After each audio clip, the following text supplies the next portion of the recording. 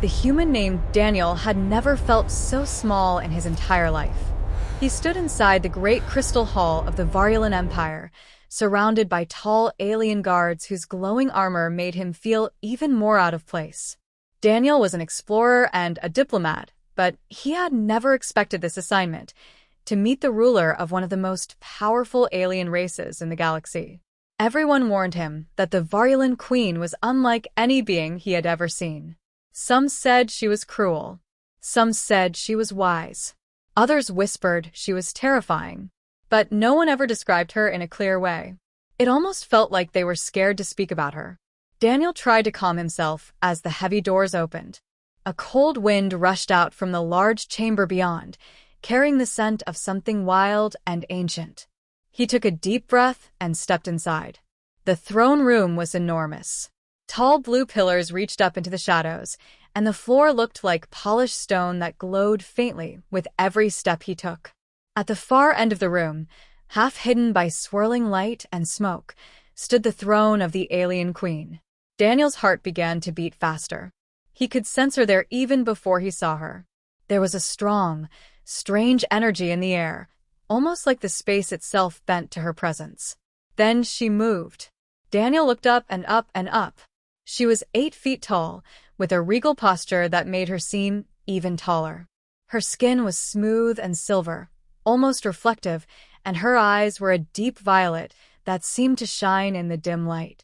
2 long, crown-like horns curved backward from her temples, marking her royal bloodline. A long dark cloak flowed behind her as she stepped forward, each movement slow, controlled, and powerful. She looked like a being carved from beauty and danger at the same time. For a moment, Daniel forgot how to breathe. The queen stopped in front of him and looked down with a calm but unreadable expression. Even though her face was elegant, something about it told him she was not someone who showed kindness easily. She studied him like a scientist examining a strange insect. "So," she said in a deep, musical voice, "this is the human they sent." Daniel bowed quickly. "Yes, Your Majesty. My name is Daniel Hart. It is an honor to meet you." She raised an eyebrow, an expression Daniel could not read. "You are smaller than I expected," she said. Daniel didn't know if she meant it as an insult, an observation, or a test, so he said nothing. He simply stood still, hoping he would not embarrass himself. The queen walked around him slowly, her steps silent even on the glowing floor. Daniel felt her eyes on him, sharp and curious. Every instinct in his body told him to run, but he forced himself to stay calm. This meeting was important. The 2 species had fought in the past. Now they needed peace. "You do not shake," the queen said from behind him. "Most humans would tremble before me." Daniel swallowed.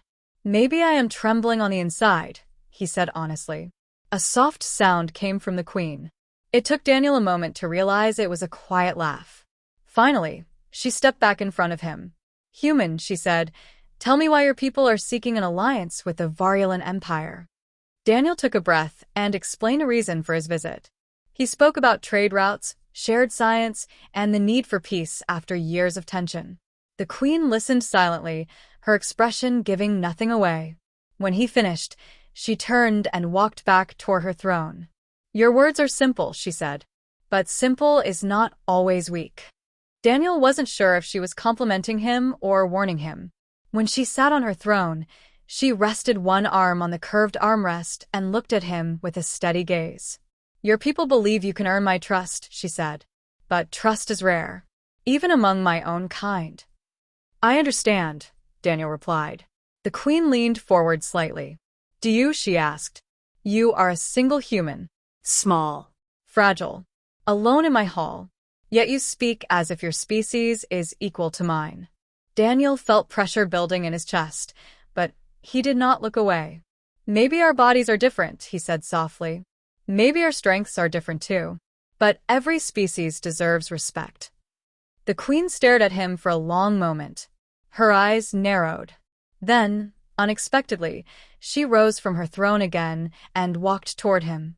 Daniel felt his heart begin to pound. She stopped just inches away from him. "You are unusual," she said. "Most humans fear me.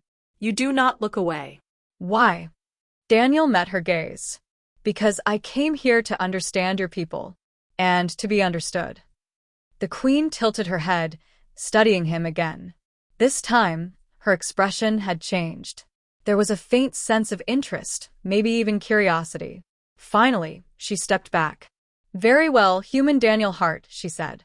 Our meeting will continue tomorrow. You may stay in the palace. Daniel bowed again.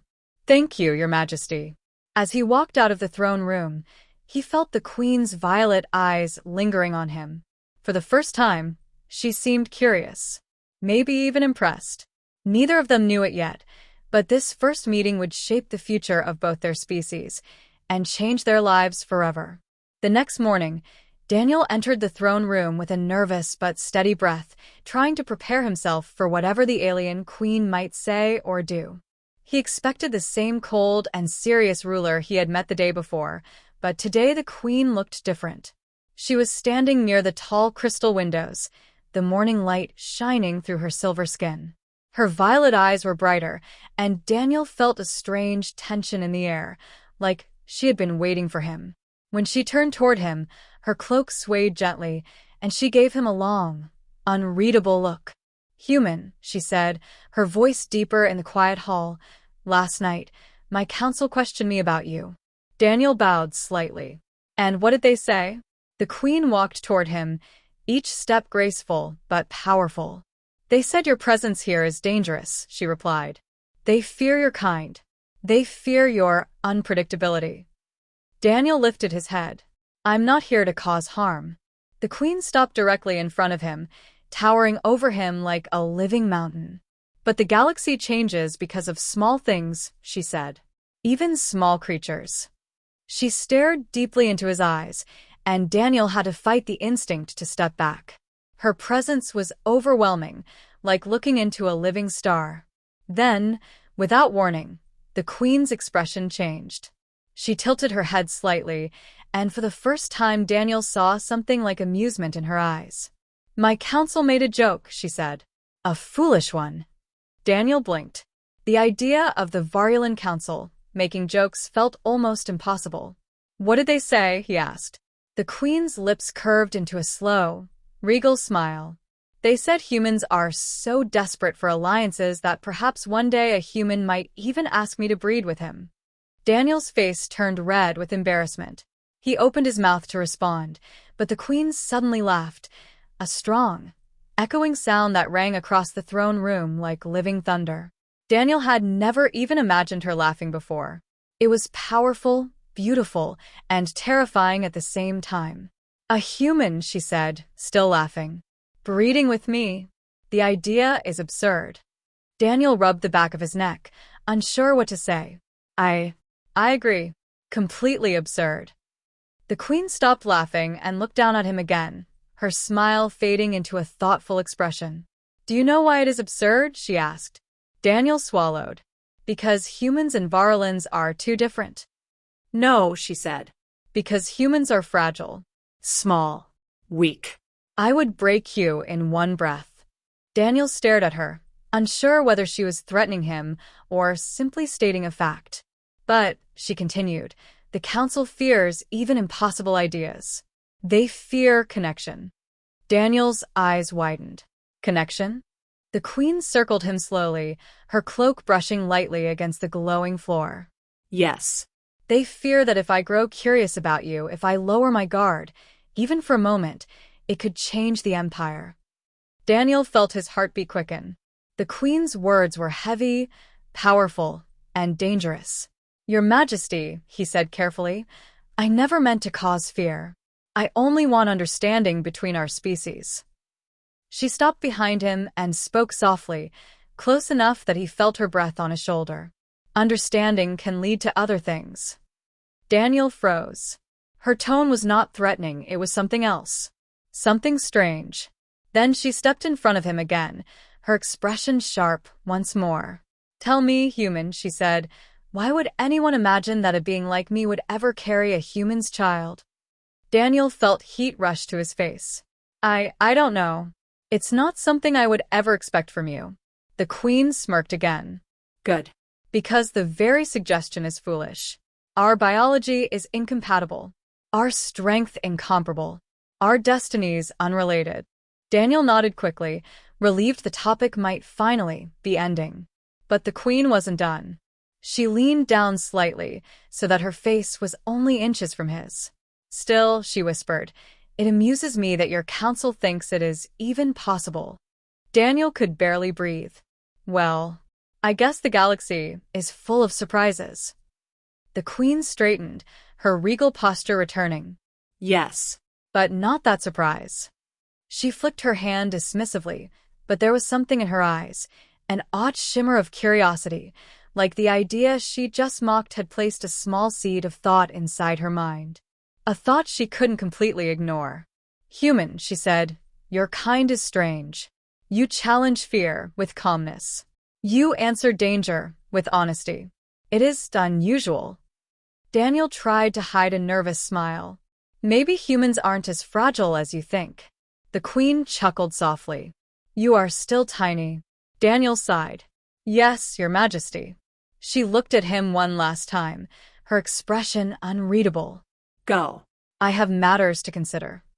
As Daniel walked away, he felt her eyes following him until he disappeared behind the tall doors.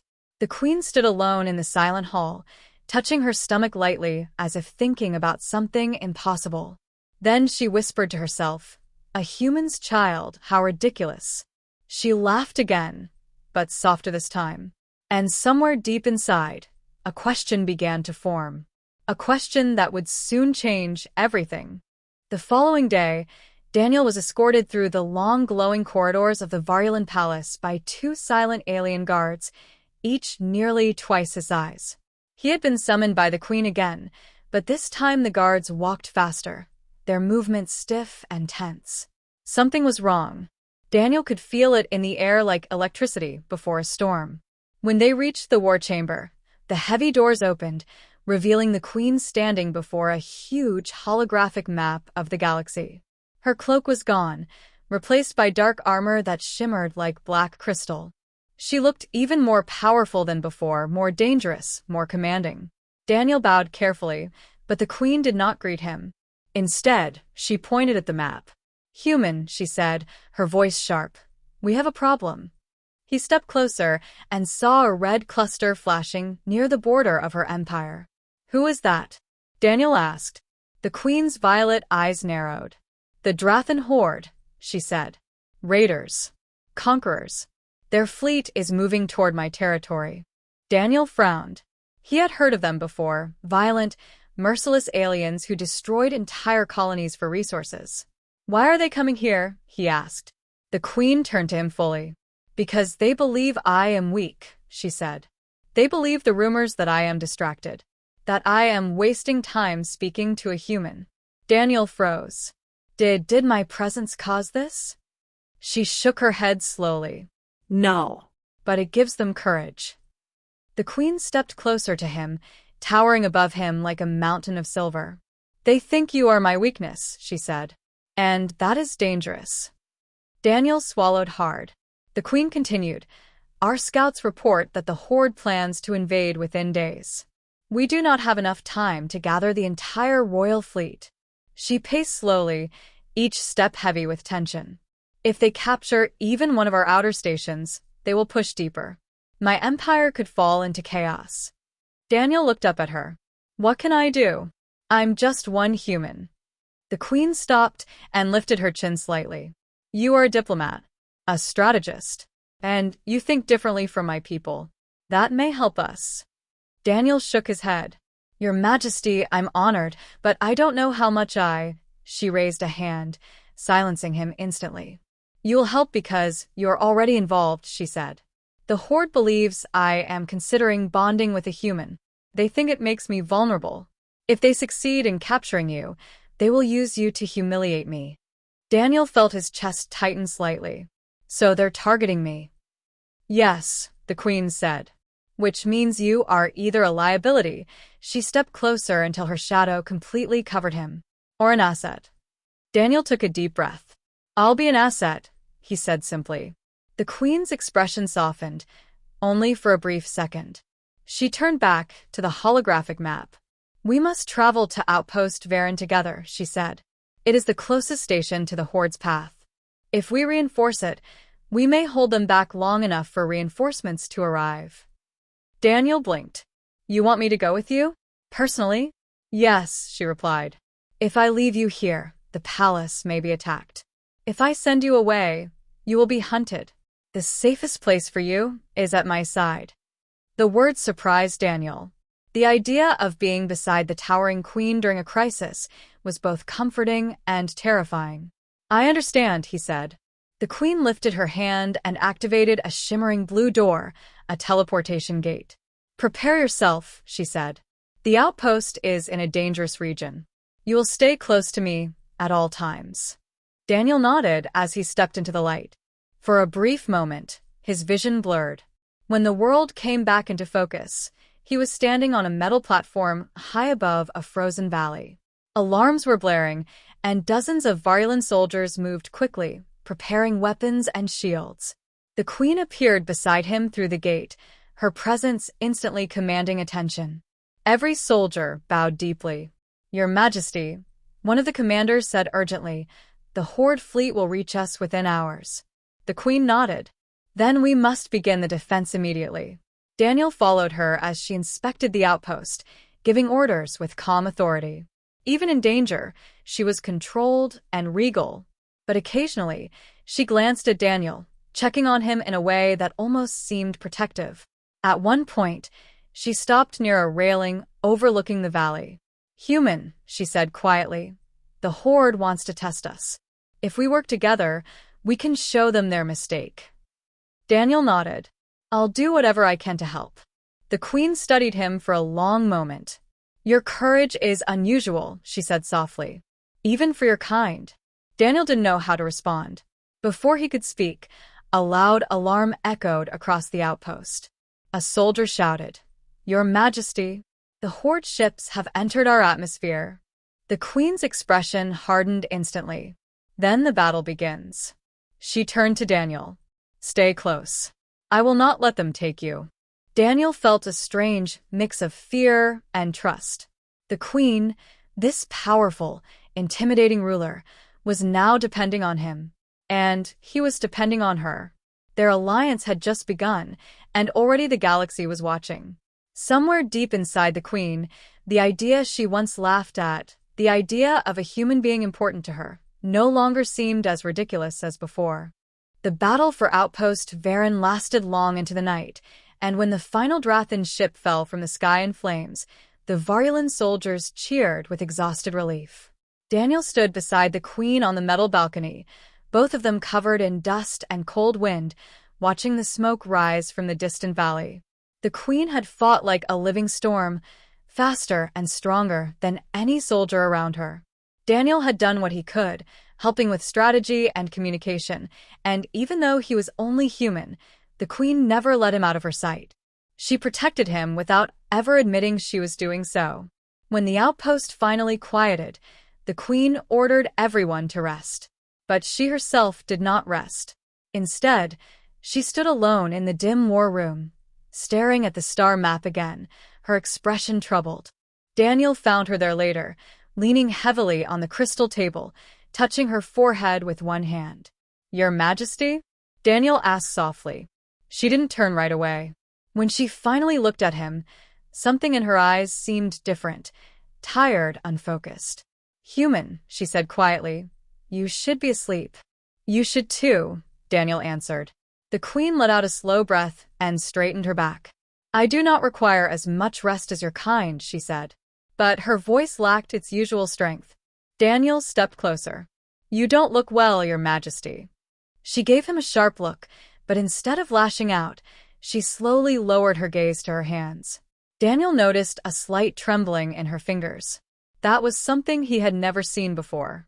The queen tried to hide it by folding her hands behind her back. I am fine, she said, but the words were not convincing, not even to herself. Is it from the battle? Daniel asked. You fought harder than anyone here. The queen shook her head. No. I felt this long before the battle began.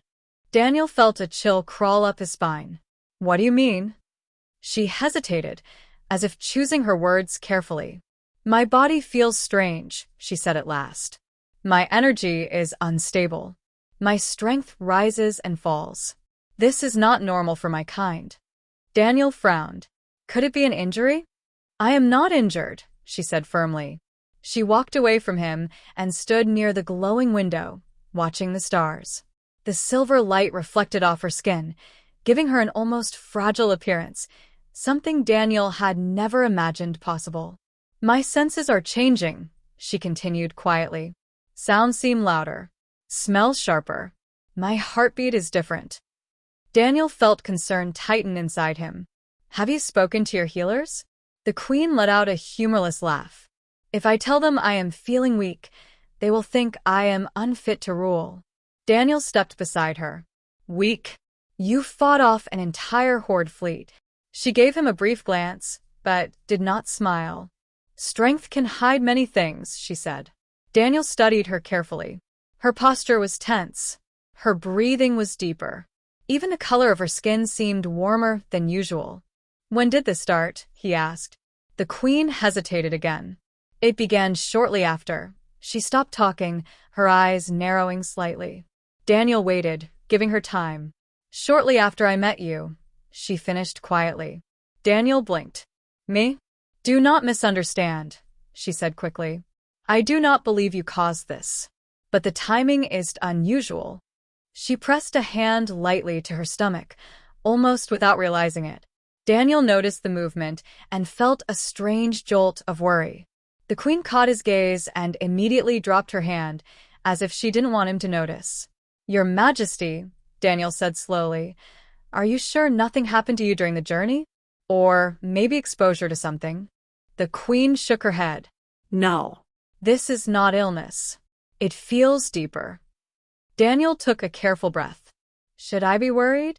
She turned to face him fully, her violet eyes glowing softly in the dim room. No, human, she said. If anything, I should be worried. Because I do not understand what is happening to me. Daniel stepped closer. Then let me help. There must be something we can figure out together. The queen looked down at him, and for a moment her expression softened, not as a ruler looking at a subject, but as someone quietly grateful.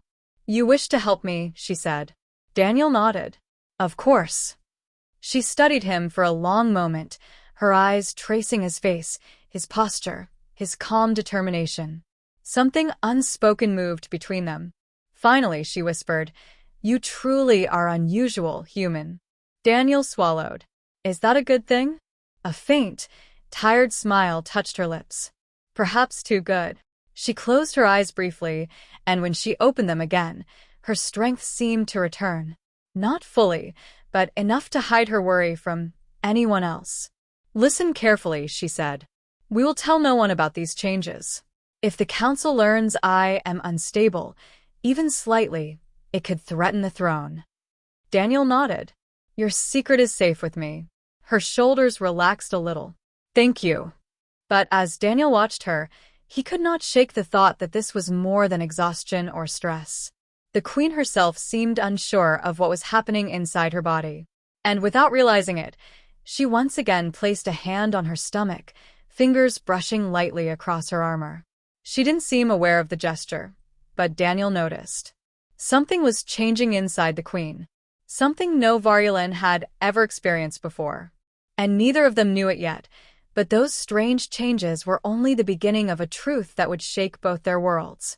For the next several days, the queen remained at Outpost Varen, refusing to return to her palace until every threat was secured, but Daniel noticed her behavior changing in small, worrying ways.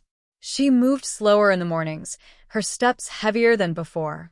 Sometimes she paused in the middle of speaking, pressing a hand to her chest as if steadying herself. Other times, she would close her eyes briefly, breathing deeply like her body carried a weight she could not explain.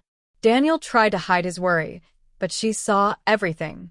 One evening, after the final security checks, Daniel found her alone again, standing at the edge of the observation deck, staring silently at the swirling blue nebula beyond the window.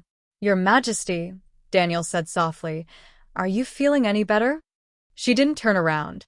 No, the single word fell heavy in the quiet air. Daniel stepped closer. What's happening to you? The queen let out a slow breath, her shoulders rising and falling like someone trying to make a decision. I can no longer deny it, she said. My healers would discover the truth immediately, so I examined myself. She finally turned toward him, and the look in her eyes was something he had never seen on her before. Not anger, not pride, not command. It was fear. Real fear. Human, she whispered. There is life growing inside me. Daniel's heart stopped. Life. She nodded once slowly. A child. Daniel felt his breath leave his body. A child? But Varylan biology, your kind doesn't. The queen finished the sentence for him. We do not mix with other species. It is said to be impossible. Daniel stared at her, shock freezing him in place. Are you sure? Yes, she said. There is no mistake. My body is changing to support a developing life form. Something new. Daniel felt the world tilt around him. But how? We never. I know, she said quickly, stepping closer. Our bodies never touched. We did not share anything intimate. But there are ancient stories in my people's history. Stories that say the strongest Varylan queens sometimes absorb genetic impressions from those they form a deep connection with, especially during times of danger. Daniel blinked rapidly, barely understanding. Genetic impressions? The queen nodded. A dormant instinct meant to preserve the power of the royal line during crisis. It was believed to be a myth, a tale for children. She placed a trembling hand over her stomach. But myths often come from truth. Daniel felt the weight of her words sink into his bones. So you're telling me that your body used my genetics? Without us, he couldn't even finish the thought. Yes, she said quietly. It chose to create life. A hybrid life. Half Varylan, half human. Daniel rubbed his forehead, trying to process something that felt impossible, unreal, overwhelming. Why would your body choose me? The queen stared at him with an intensity that made his heart pound. Because you were near me during the crisis. Because you fearlessly stood beside me. Because you challenged my authority yet respected my strength. Her voice softened. Because you protected me without hesitation, even though I did not ask for it. Daniel felt heat climb up the back of his neck. But that means, the queen finished his sentence again. Yes, human. I carry your child. The room seemed to shrink around him. Daniel struggled to speak. Your Majesty, I don't know what to say. The queen looked away, her expression tight with worry. I understand. It is overwhelming. It is overwhelming even for me. She placed a hand against the crystal wall, steadying herself. You must realize what this means, she continued. If the council learns of this, they will panic. A hybrid child is unheard of. They will claim it threatens the purity of the royal line. They may even demand I remove it. Daniel felt a jolt of cold anger rise inside him. Remove it? But it's a life. The queen looked at him sharply. I know, and I will not allow anyone to touch it. Her voice trembled, not with weakness, but with fierce resolve.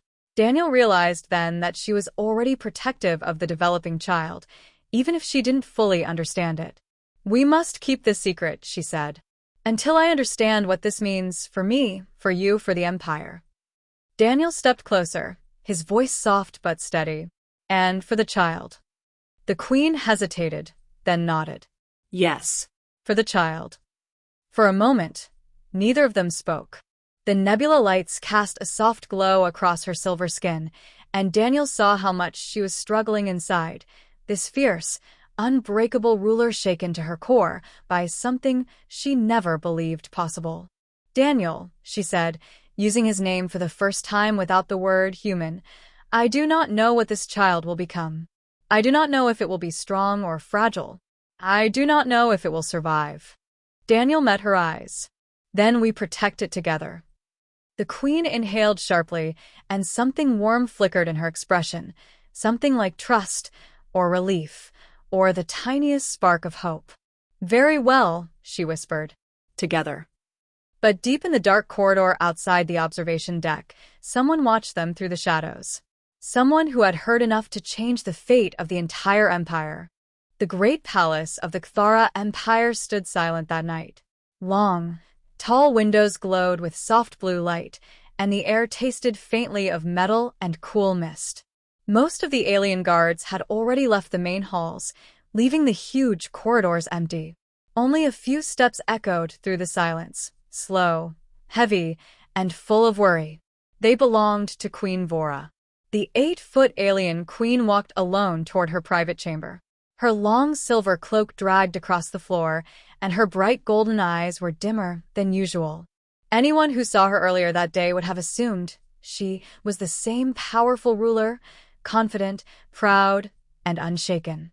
But now, when no one else was looking, something had changed inside her. She was afraid. Not of war. Not of rebellion. Not even of death. She was afraid of the human, Elias. The one who kept surprising her in ways she never expected. For many days she had tried to see him as nothing more than an outsider, a small, strange creature from a distant world. She had mocked him, ignored him, and even tried to intimidate him. But every time she pushed him away, he only responded with calm words, a steady voice, and a kindness she never understood. And today, when he had stood beside her during the council meeting, defending her honor in front of her enemies, something inside her had shifted. She could still hear his voice in her mind. You don't have to face everything alone. No one had said that to her before. No one had dared. Queen Vora entered her chamber and locked the heavy door behind her. The room was enormous, lit by floating crystal lamps and filled with cool, sweet-smelling air. A large circular window showed the night sky, thousands of glowing stars drifting over the empire she ruled. She removed her crown and placed it on the table. Her hands, usually strong and steady, trembled. "What is happening to me?" she whispered. She sat down slowly, touching the side of her stomach where the healers had examined her earlier. They had sensed something unusual, something powerful, something new growing inside her. A life. A life that should have been impossible. A life that carried human blood. She remembered the moment the healer gave the news. Vora had almost stopped breathing. Her soldiers stared in shock, her council members whispered behind closed doors, and the entire palace seemed ready to explode with gossip. But Elias, he didn't panic. He didn't shout. He didn't run away. He looked at her with fear, yes, but also with a strange, steady courage, as if he was ready to face whatever came next. Vora touched her face gently and realized a single tear had fallen. She wiped it quickly. Queens did not cry. Queens showed no weakness. Queens stood firm, no matter what storms surrounded them. But tonight she allowed herself to feel it. Fear, confusion, and something else she couldn't describe. Something warm and dangerous. Something she had buried for far too long. She thought back to the first time she had met Elias. She remembered towering over him, laughing at the idea that a human could ever be important to her. She remembered calling him fragile, soft, unworthy. But he wasn't any of those things. When she was angry, he stayed calm. When she pushed him away, he stepped closer. When she doubted him, he proved her wrong. Even now, when she feared the unknown growing inside her, he was still the one she found herself thinking about. Suddenly, a soft knock broke the silence. Vora froze. No one visited her chambers unannounced. Not at this hour. Not when the palace was asleep. She approached the door, her heart beating faster than she liked. "Who is it?" she called, keeping her voice stern. "It's me." The voice was quiet, human, familiar. Elias. Vora's breath caught for a moment. She unlocked the door and opened it slowly. Elias stood there, looking unsure but determined. He held a small tray with food and a steaming drink, something he had prepared in the human kitchen himself. "I thought you might not have eaten," he said softly. She stared at him. Such a simple gesture, but it hit her harder than a battlefield. Even now, when the whole empire was whispering about them, he still thought of her comfort first. She stepped aside. "Come in." He walked in timidly, placing the tray on a table. He looked around, clearly amazed by the royal chamber, but tried not to show it. An awkward silence followed. Vora finally spoke. "Elias, are you afraid?" He looked up at her, surprised. "Of you? No. Of what happens next." He hesitated. Yes. "But not because of you." "Then why?" she asked. He swallowed. "Because I don't want you to go through this alone." Her eyes widened. Something warm spread inside her chest. She stepped closer to him, slowly, carefully, as if approaching something fragile. For the first time, she allowed her voice to soften. "Elias, this child, our child, changes everything." "I know," he whispered. She looked down at him, this small human who should have meant nothing to her. Yet somehow, he had become the one person she couldn't ignore. Her fear was still there, but now it was mixed with something new, something she had not felt in years. Hope. And slowly, carefully, she placed her hand in his. For the first time, the great alien queen did not feel alone. The palace was quieter than ever. Outside the tall crystal windows, the twin moons of Kthara floated like pale lanterns in the sky. Their soft light fell across the queen's private chamber, where two figures stood close together, one towering and regal, the other smaller but steady. Queen Vora and Elias. The air between them felt heavier tonight, filled with emotions neither of them could escape anymore. She had spent years ruling an empire, commanding armies, and making decisions that shaped planets. But this, standing beside a human she once mocked, felt like the most important moment of her life. Elias looked up at her carefully, not wanting to disturb her thoughts. "I can leave if you need time alone," he said gently. "No," she replied quickly, surprising even herself. "Stay." So he stayed. For a long moment, neither of them spoke. Vora tried to hold her expression firm, but her eyes softened. Just a little. Elias noticed, but he didn't mention it. He simply waited, patient as always. Finally, she turned toward him. "Elias," she said quietly, "the council will not accept this easily. I know. They will try to remove you. I know. They may try to remove the child." Elias' breath caught, but he answered without hesitation. "Then they'll have to go through me first." Vora stared at him. Really stared, as if seeing something new. Humans were small, fragile, weak compared to her people. Yet this single human had more courage than half her military. "You would face an empire for a child not yet born?" she whispered. Elias met her gaze without fear. "For you." "And for the child." "Yes." Something in her chest tightened, painful, overwhelming, and strangely comforting. No one had ever stood for her like that.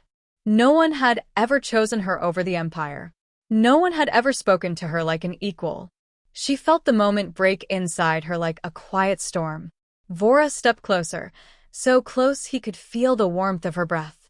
Her enormous hand lifted slowly, hesitating before touching the side of his face, gentle, careful, as if she feared she might hurt him.